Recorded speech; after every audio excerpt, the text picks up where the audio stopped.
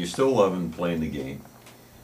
You know, at any point in the last 5 years, you could have said, well, I've accomplished this and that, but you still love to play the game.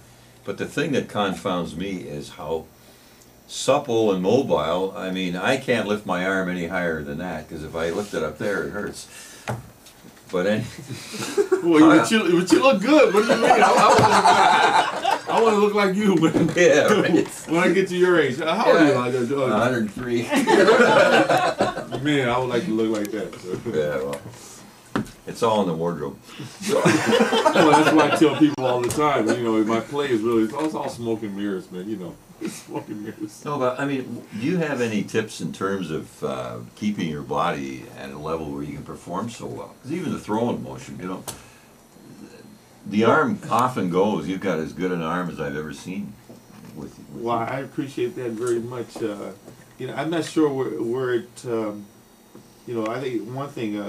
You know, some of my injuries, I've always, you know, when you get injured and playing the sport, you know, such a violent sport, I really hadn't had a major injury that caused me to, you know, not perform or come back or return into an injury. So I'm thankful about that. Never really hurt my right shoulder, my throwing.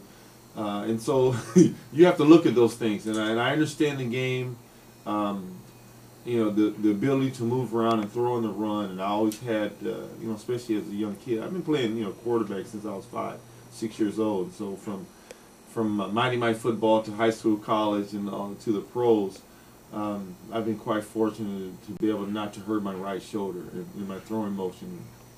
You know, whether I was playing football or on the baseball diamond, I was always throwing something. Yeah, well, a pretty good baseball pitcher. Remember, you used to play with those tape balls at practice. You remember all those stories? Oh, yeah. That's right. Somebody to get this hokey-looking piece of something for a bat. We get a little baseball game going all of a sudden. And that's what it is. It's about being creative, and I think they do that in Cuba, and that's why those players are so good. You know, they'll play with, you know, with little sticks, and you know, some of the little balls they're hitting with sticks. I mean, you can see what they're doing to a real baseball with the big bat that they're using nowadays, and that's why they're such a great hitters. Yeah.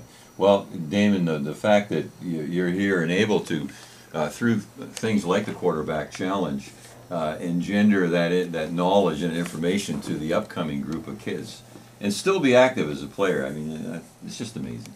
Well, I appreciate that very much, and like I said, when it's instilled in you as a youngster, your parents, about giving back, and you know, I can always remember as a kid, you know, they always had someone come to give advice, or you know, and that's pretty much the same thing that I have to do, especially, you know, as I'm an adult and have a desire to encourage kids to be great and to aim for greatness, and so that's what I try to do, is give back. And it's the same for the quarterbacks. I want them to have that you know, charitable mindset in their own cities and create things, so you know, I can have other events to go to too. So and who knows, you might get your own cooking show someday, like Matt Dunnigan. Yeah, I seen it the other day. Say no more.